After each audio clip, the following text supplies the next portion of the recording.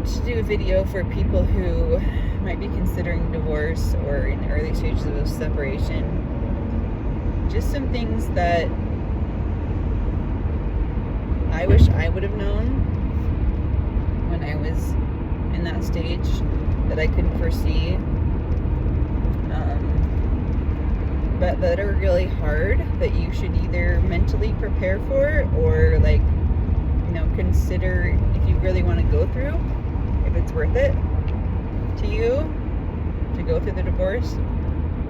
No judgment either way, but sometimes it just knows what it's good to know what to prepare for. So the first thing is, even if you have an amicable separation and you're both kind of peaceful or happy about it, it's still going to be hard, and chances are your husband will betray you, especially if you're a stay-at-home mom. He's going to have feelings come up, and he's going to yoink. He's going to pull back resources, pull back on support, maybe before he was good at backing you up as far as your parenting towards the kids, and he's not going to do that anymore. Now he's going to make himself look like the Disneyland parent, the better one. Fathers are always doing that. All the dads do that. They're I can be the fun one, because dads are just like that. Moms are the ones that are how can I make my kids turn out be very safe and turn out the best that they can be? They're not thinking how can I be the Disneyland parent? So I guess this is a tip for moms, because who knows if only moms will watch this video, but I'm guessing that's probably who my audience will be. But even if it starts out nice, it's going to be hard, and at some point he'll betray you, betray your trust. He'll do something. If he hasn't, if you're not getting a divorce because he already betrayed your trust, he will betray your trust, and he'll go talk behind your back. He'll do, I'm not saying everyone's husband does the exact same things, but I'm saying expect that will happen. Don't expect that he's going to be on your side the whole time, because when you're divorced, there's a lot of spiritual opposition that happens. And so even if you guys start out in a happy mental place, I'm thinking this is going to be fine, everything's going to be fine, I guarantee you at some point that beam is going to break and something's going to give. And it may be big, it may be small, but it may really hurt, So expect that. That's the first thing I would say. The next thing I would say is the chances are high that he'll make you look like a bad parent to your kids, or and it might not even be overt. It might just be little things here and there, especially if you were the stay-at-home mom. Well, it's now you have to suddenly pick up all these new responsibilities, and he wants you to suffer, even if you're getting divorced for this reason or that reason, or you didn't cheat on him or something. He's going to want you to suffer for whatever you did wrong, the broke up relationship. That's what he's going to do. Just expect it. He's going to, if he can, he'll turn your kids against you. Expect that. Now, if he doesn't, and you spend years, let me know in the comments below all about that, because I'm pretty sure all men do that. Something else that you can expect is if you had little things that were unique about you, that he wasn't necessarily, say you were crunchy, for example, and he was that crunchy mom influencer, I think she's called Really Very Crunchy or something, and her husband, who knows what their real life is, but on her channel it's he's doesn't really want to be crunchy, but that's kind of how it is for all of the crunchy moms. It's their husbands are all give me some Cheetos and cornflakes or whatever. And anyway,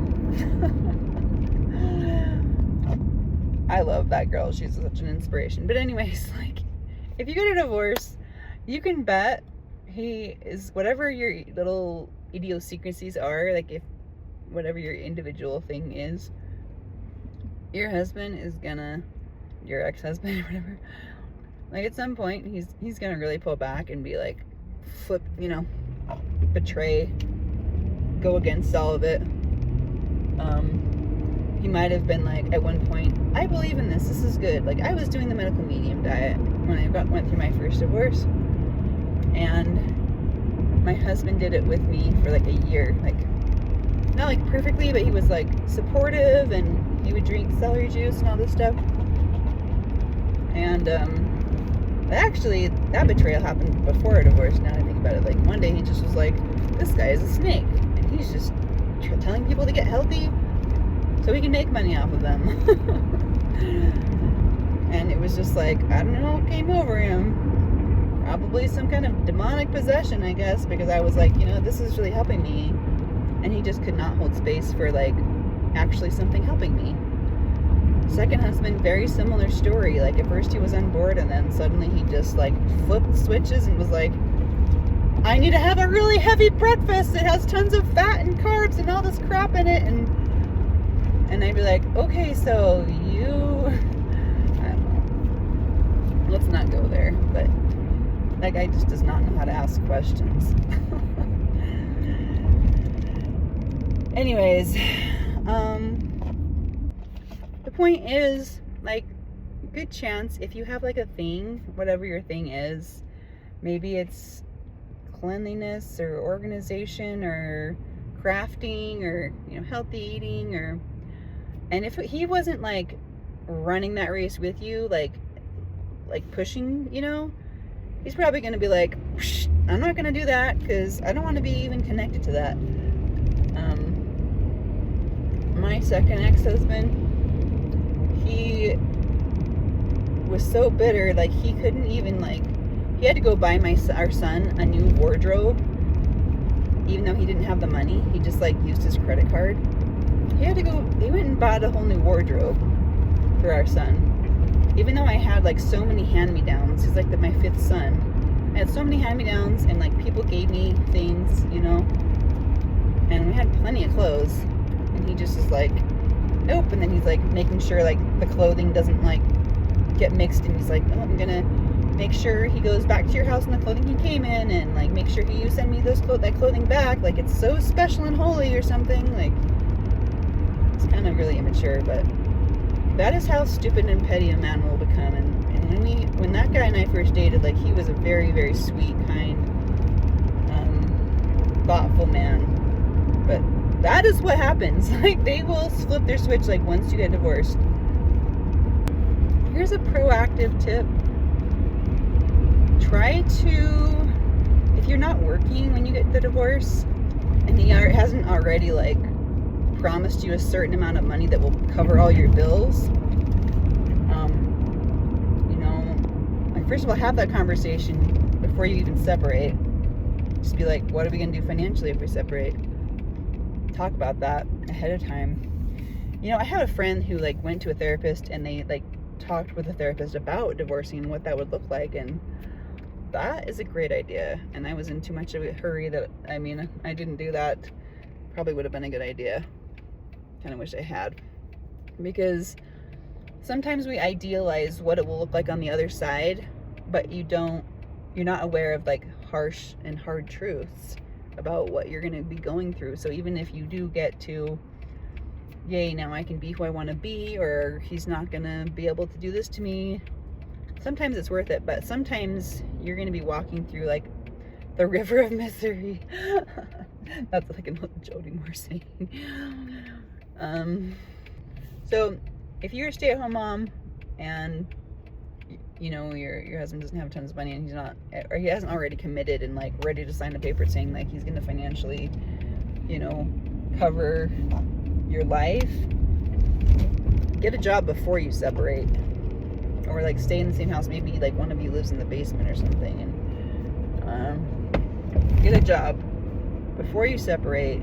Don't separate and then go get a job. Like, get a job and work it for a while so that like the emotional impact won't keep you from, like, 'cause it's really hard to interview when you're like going through divorce, and especially if it's your first one, very hard to interview. And like the expectations, I just remember the expectations were out of control. Like, I needed to just grieve and like not have any expectations of me, you know. So that's another thing, is like try to have like a support group that can help you, friends, family. That's another thing. Another thing with friends and family is if they aren't already on your side, if they're kind of like, why would you get a divorce? If they are kind of upset that you're getting a divorce, what I wish I would have done sooner, I did end up doing it, but I wish I would have done it sooner, is actually send them some articles on how to support a family member going through a divorce. Because like, unless you have a really supportive family that just is like empathetic and warm and thoughtful, assume they do not know. I would assume they do not know like how to even be supportive to someone going through a divorce, and that they're not going to Google it themselves. Once I sent stuff to my family, like they went from like having a really negative reaction to actually thinking like, wow, I'm not being very supportive of her and what she's going through. And so that's another tip, I would say. And the next thing I would say is about lawyers. Like, people have different opinions about lawyers, and you know, you can choose if you're going to hire one or not, but they're so expensive.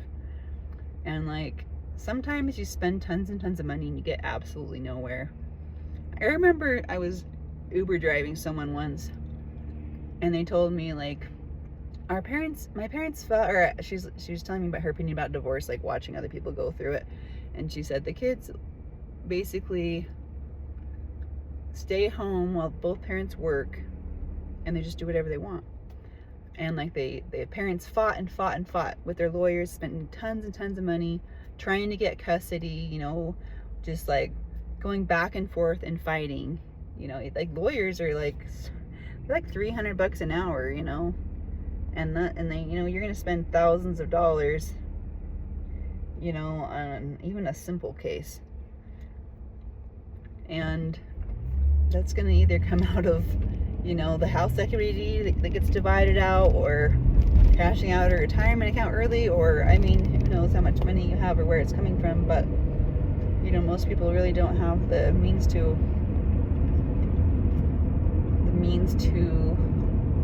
apply for that. But you know, it's not horrible to go without a lawyer. But I would say there are pro bono lawyers if you're really low on funds. You can look into resources in your area. And like, if your spouse, for example, keeps your child from you, which is like what happened to me at one point, you know, we had to schedule a court meeting for temporary orders. It took a few months. To put that on, like get that on the court date, and then we finally got the temporary orders, and you know, then they were like enforceable. But I almost felt like the commissioner that heard our case was a lot kinder than what the two lawyers were trying to come up with between themselves. And so don't be like, if you're poor and you know, like, I almost feel like if you just go to court, you might get a better deal than using a lawyer, and you're spending tens of thousands of dollars. You know, I've talked to people who have spent like just so much money on lawyers, just fighting over the kids, when it's like the reality is they end up just staying at home while both parents work. Another thing is, if you're, like, say you were a stay-at-home mom and now you're gonna have to go work, the chances of your ex-husband or soon-to-be ex-husband having unrealistic expectations of you to like work and be there for the kids and take them to school and be there when they get home and all this stuff is very high. And I think for a lot of moms, if you're like, your marriage is so bad that, you know, you just want to get out, and maybe if you were a stay-at-home mom, it's hard to actually know your value and know what you need and actually ask for that. So like find some kind of support to help you be in touch with that. And I would be like, don't get a divorce until you, unless you have to, don't get one until like you can like be like, okay, you know, what is the situation you want? Do you want the kids in daycare? Do you want me to be home when they go to school? Get them to school, home when they get home? Like, I mean, or like, what is it gonna look like for the kids? Like, that's what your divorce should be centered around. If you have kids, what is life gonna look like for our kids? Like, that is the most kind, caring way to do a divorce. Like, what do you want the kids' experience to be? And if you both just focus on making the kids' experience good, like, then things are going to be so much better. Like, if both of you are like, okay, doing this will give the kids a good experience, doing that will give the kids a good experience, that is the most important. Here's some positive things. I know the other things were kind of like warnings, a little bit negative. Some of the positive things are you will feel more of a sense of freedom to kind of do what you want, explore things. If you felt like that was like caged up before.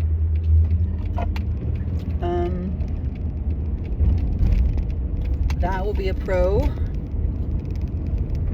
You'll have the opportunity maybe to speak your truth and grow in your personal power if that was being hampered before.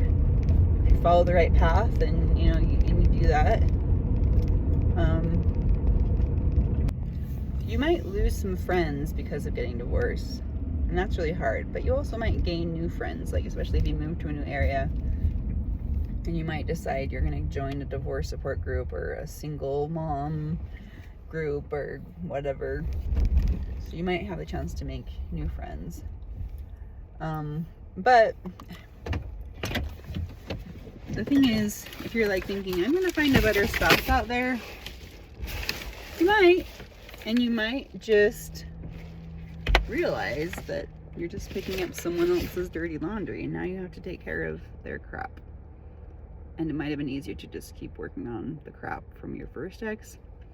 It's a trade-off, and it's hard to decide sometimes what the best route to take is. But